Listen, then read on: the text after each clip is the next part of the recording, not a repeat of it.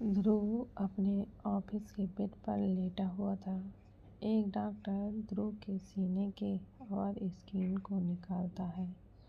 ध्रुव के सीने पर पट्टी बंधी हुई थी जो कि ऊपरी स्किन से उसने छुपा ली थी। डॉक्टर के कोट पर एक बेंच था जिस पर डॉक्टर मयंक लिखा था।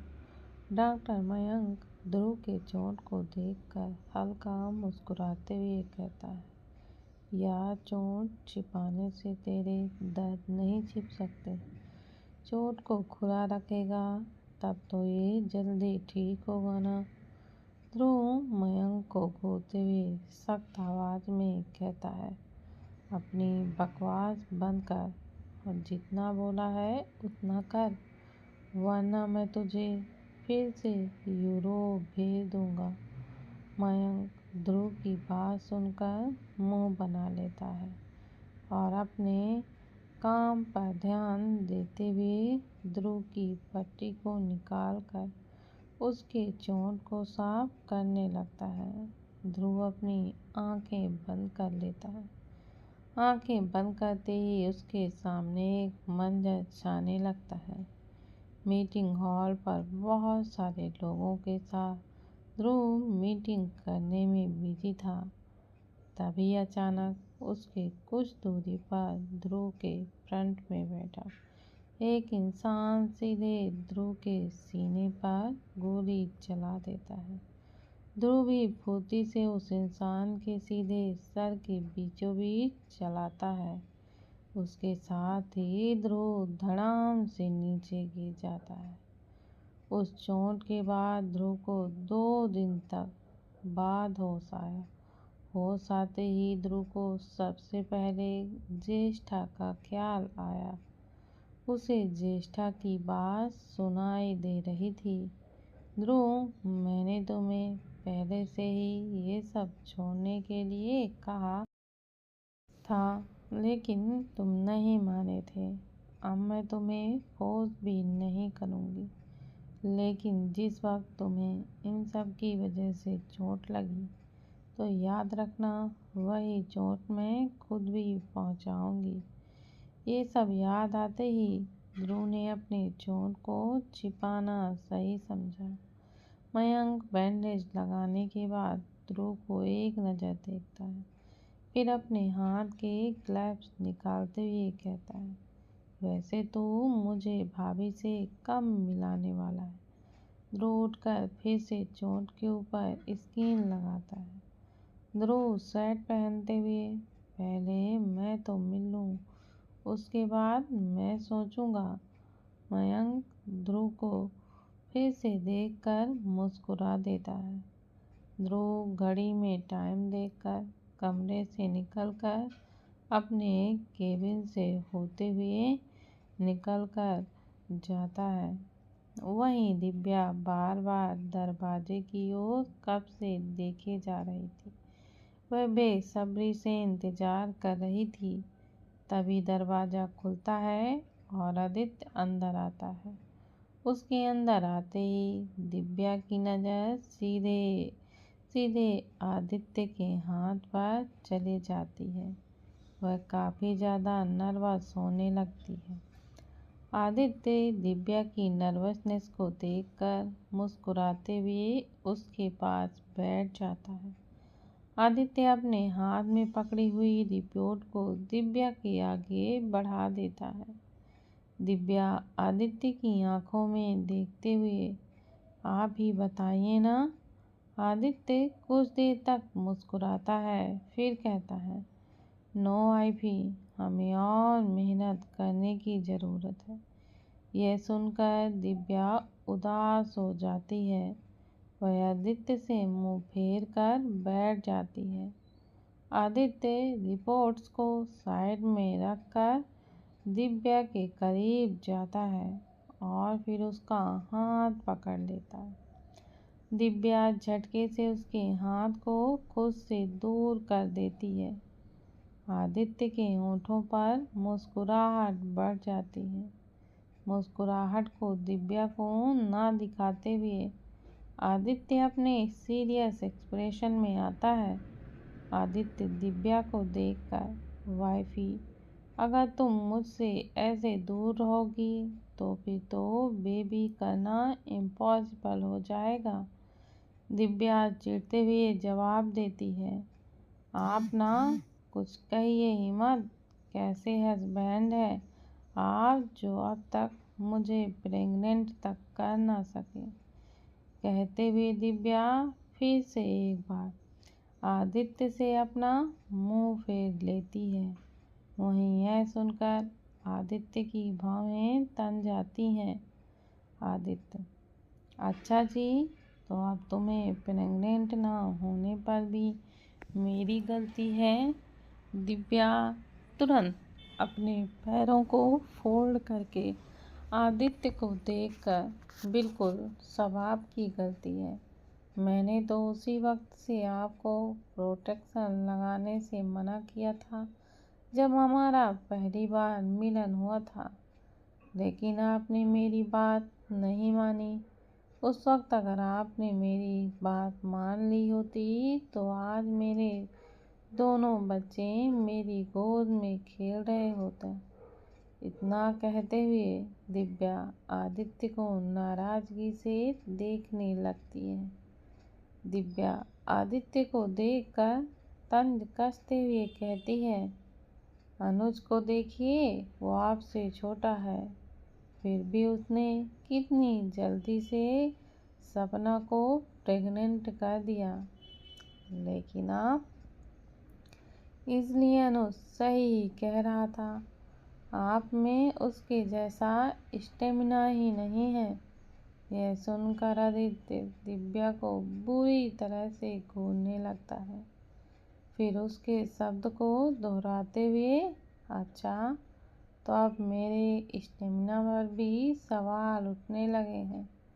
कौन 2 घंटे बाद ही कहता है, मिस्टर हस्बैंड, मैं थक चुकी हूँ, तुम्हारे इस शब्द की वजह से मैं तुम्हें छोड़ देता हूँ, वरना मेरी स्टेमिना इतनी है कि तुम सह भी ना सको। दिव्या मुंह बनाकर कहती है, तो आप छोड़ते ही क्यों हैं? मैं तो बस थकने की बात बोलती हूँ, छोड़ने की तो मैंने आज तक नहीं कहा। आप छोड़ते इसलिए हैं क्योंकि आप खुद थक जाते हैं। आपने ये जो डोले सोले बना कर रखे हैं, लोगों को दिखाने के लिए, सब के सब नकली हैं। आप में ना ताकत ही नहीं है कुछ करने की, बस बॉडी बिना मतलब की बना रखी है। आदित्य दिव्या को घूरते हुए, वाइफी, क्या तुम मुझे चैलेंज कर रही हो? इस पर दिव्या खराब सा एक्सप्रेशन देती है। बहुत देर तक दोनों के बीच ऐसे ही बहस होती है। फिर आदित्य वॉशरूम चला जाता है। दिव्या उस रिपोर्ट को उठाकर कबर्ड में पटक देती है, फिर बेड पर जाकर बैठ जाती है। कुछ देर बाद आदित्य वॉशरूम से बाहर आता है। वह एक नज़र बेड पर डालता है जहाँ पर रिपोर्ट नहीं थी। फिर वह दिव्या को देखता है जो बैठकर फोन में गेम खेलने में बिजी थी। आदित्य अपना सिर हिलाकर, ये लड़की अब भी बच्ची की बच्ची ही रहेगी, लेकिन एक बात बहुत अच्छा है कि तुम मुझ पर खुद से भी ज़्यादा विश्वास करती हो। I really like it. उधर ध्रुव कमरे में आकर देखता है तो पूरा कमरा खाली था। यह देखकर ध्रुव को थोड़ा सा अजीब लगा, क्योंकि अभी रात के 10 बज चुके थे। अब तक तो सभी सोने चले गए थे। वह कुछ सोचते हुए वॉशरूम जाता है। वहाँ देखकर ध्रुव की सांसें जैसे अटक सी जाती हैं। ज्येष्ठा फर्श पर पड़ी हुई थी। ध्रुव दौड़कर उसके पास जाता है और उसके पास बैठकर उसके गालों को थपथपाते हुए आवाज़ देता है, बेबी बेबी, व्हाट हैपेंड? ज्येष्ठा बेहोश हो चुकी थी। एक पल के लिए ध्रुव डर सा गया। वह जल्दी से ज्येष्ठा को गोद में उठाकर वॉशरूम से निकला और ज्येष्ठा को बेड पर लेटा दिया। ध्रुव ज्येष्ठा के चेहरे पर पानी छिटकता है, लेकिन उसका भी कोई फायदा नहीं होता। ज्येष्ठा अब भी वैसी की वैसी ही रहती है। ध्रुव बहुत ज़्यादा डर जाता है। वह बार बार ज्येष्ठा को आवाज़ देता है। ध्रुव अपना फ़ोन उठाकर कॉल करके तेज आवाज़ में, मेरे कमरे में 5 मिनट के अंदर लेडीज डॉक्टर को भेजो। इतना बोलते ही ध्रुव कॉल को कट करके ज्येष्ठा के हाथों को रब करने लगता है। कुछ ही देर में लेडी डॉक्टर आती है और वह ज्येष्ठा को चेकअप करती है। ध्रुव बस एकटक ज्येष्ठा के चेहरे को ही देखने लगता है।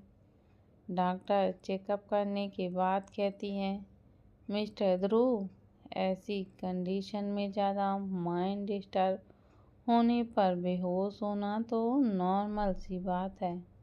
मैंने इंजेक्शन दे दी है, कुछ ही देर में इन्हें होश आ जाएगा। ध्रुव डॉक्टर की बात पूरी बिल्कुल नहीं समझ पाता, इसलिए वह एकदम से कहता है, ऐसी कंडीशन मतलब क्या हुआ है इसे? डॉक्टर थोड़ी देर तक ध्रुव को देखती है, फिर कहती है, क्या आपको नहीं पता? ध्रुव कंफ्यूज होकर, क्या? डॉक्टर तुरंत कहती हैं, आपकी वाइफ प्रेग्नेंट है। यह सुनकर तो जैसे ध्रुव एक पल के लिए होश खो बैठता है। डॉक्टर वहाँ से चली जाती हैं।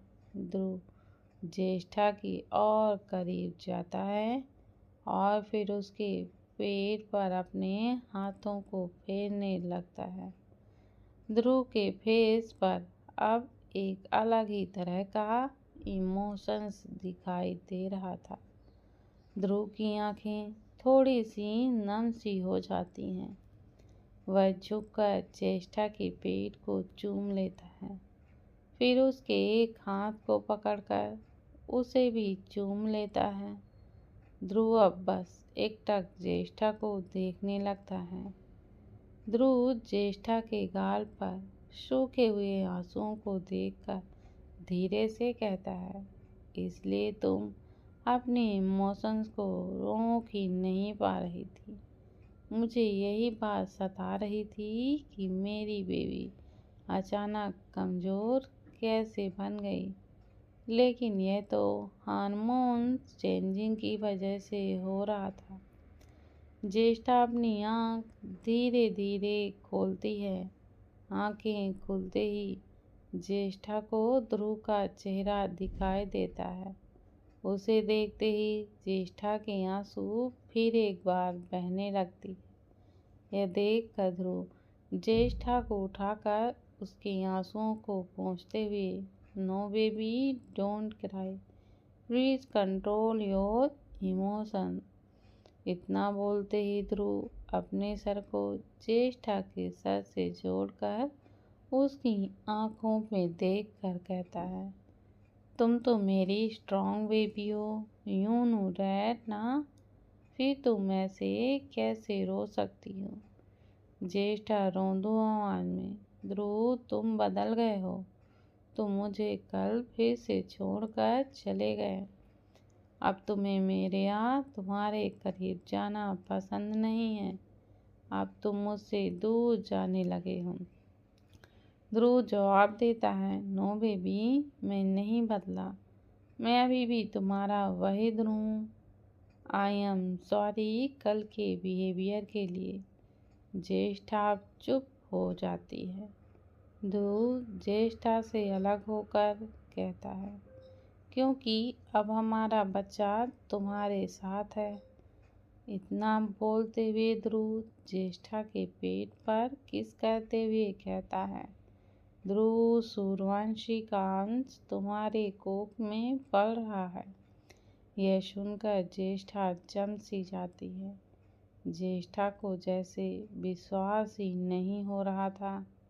वह अपने पेट पर हाथ रखती है। यह करते ही उसकी आंखों से खुशी के आंसू झलक कर बाहर आते हैं। ध्रुव ज्येष्ठा को बाहों में लेकर बड़े प्यार से उसके सर को सहलाते हुए माथे पर किस करता है। ज्येष्ठा बहुत ज़्यादा खुश थी। वह बस मुस्कुराते हुए अपने पेट को ही सहला रही थी, जैसे अपने बच्चे को महसूस करने की कोशिश कर रही थी। कुछ सोचते हुए ज्येष्ठा ध्रुव को देखती है। ध्रुव भी बस ज्येष्ठा को ही देख रहा था। ज्येष्ठा के मुस्कुराते हुए चेहरे को बहुत प्यार से देख रहा था। ज्येष्ठा के देखने पर दोनों की नजरें आपस में मिल जाती हैं। कुछ देर तक देखते रहने के बाद ज्येष्ठा झट से ध्रुव के होठों पर अपने होठ रखकर उसे किस करने लगती है। ध्रुव ज्येष्ठा के कमर को पकड़कर उसके थोड़ा ऊपर करके ज्येष्ठा को किस में साथ देते हुए किस करने लगता है। थोड़ी देर में ध्रुव, लीव माई हैंड, लेकिन ध्रुव ज्येष्ठा की बात बिल्कुल नहीं सुनता। ध्रुव को पता था अगर उसने ज्येष्ठा का हाथ छोड़ दिया तो ज्येष्ठा उसे हर जगह पर टच करेगी, जिससे ध्रुव आउट ऑफ कंट्रोल हो जाएगा। और अगर ऐसा हुआ तो फिजिकल होते समय ध्रुव के सीने पर प्रेशर पड़ेगा, जिससे खून बहेगा और ज्येष्ठा को इसके बारे में पता चल जाएगा। ध्रुव अब फिर एक बार ज्येष्ठा को किस करने लगता है। ऐसा करते करते वह ज्येष्ठा के गर्दन पर हाथ ले जाकर टैप करता है, जिससे ज्येष्ठा बेहोश हो जाती। ध्रुव ज्येष्ठा के होठों को छोड़कर उसे अच्छे से लेटाता है और धीरे से कहता है, बस कुछ दिन बेबी, और फिर मैं तुम्हें निराश नहीं करूँगा। तुम्हें तब तक प्यार करूँगा जब तक कि तुम थक कर चूर नहीं हो जाती। थोड़ा सा इंतज़ार कर लो बेबी। ध्रुव ज्येष्ठा के होठों को लाइट किस करता है और फिर उसके माथे को चूमकर उसे अपनी बाहों में भर लेता है।